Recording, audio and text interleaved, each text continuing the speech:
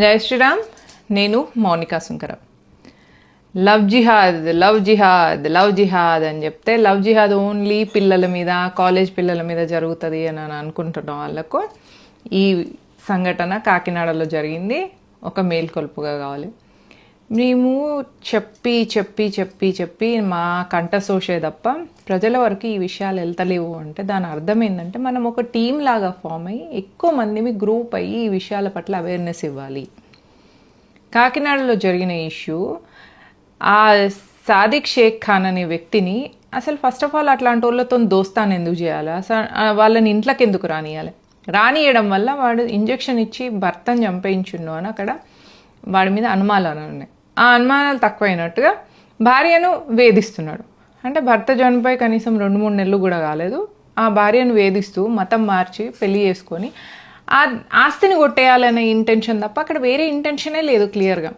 అందుకే వాళ్ళను కనీసం ఎలక్ట్రిక్ పనులకు కూడా రానియకండి, వాళ్ళతోని ఏం పనులు చేయించుకోకండి, ఇళ్ళకు కొంపలకు వాళ్ళని రానియకండి, వాళ్ళతోని దోస్తానా చేయొద్దు అని చెప్తుంటే ఏకంగా ఫ్రెండ్షిప్లు చేసి ఫ్యామిలీ ఫ్రెండ్స్గా చేసుకుంటే వాళ్ళలో మంచి వాళ్ళు ఉంటారు అని మీ ఒపీనియన్ కావచ్చు.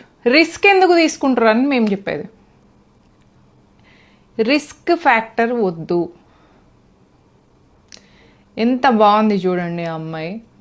ఆమె భర్తను చంపేసి, పాయిజన్ ఇంజెక్షన్తో భర్తను చంపేసి దాంతో వాళ్ళు ట్రబుల్లో ఉన్నప్పుడు ఆమెను బలవంతంగా మతం మార్పించి ప్రయత్నం చేస్తూ, ఆ మతం మార్పించే ప్రయత్నంలో ఆస్తిని కొట్టేయాలన్న ఇంటెన్షన్ తప్ప ఇక్కడ ఇంకేమున్నది?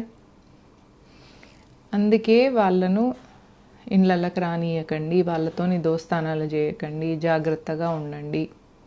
ఇట్లా లైఫ్ స్పాయిల్ అయిపోయి మొత్తం ఫ్యామిలీ సూసైడ్ చేసుకుంటే పిల్లగాడు ఒక్కడు బ్రతికిండంటే ఇప్పుడు ఆ పిల్లగాడికి తల్లి లేదు, తండ్రి లేదు, నాయనమ్మ లేరు, అమ్మమ్మ లేరు.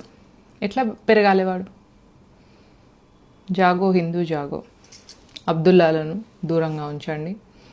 దేశం కోసం, ధర్మం కోసం మీ జీవితంలో కొంత సమయం ఇవ్వండి. అప్పుడు మీకు ఒకలాంటి దైవబలం వస్తుంది. ఆ దైవబలంతో మీకు, మీ కుటుంబానికి ఒక రక్షణ కవచం అనేది ఫామ్ అవుతుంది.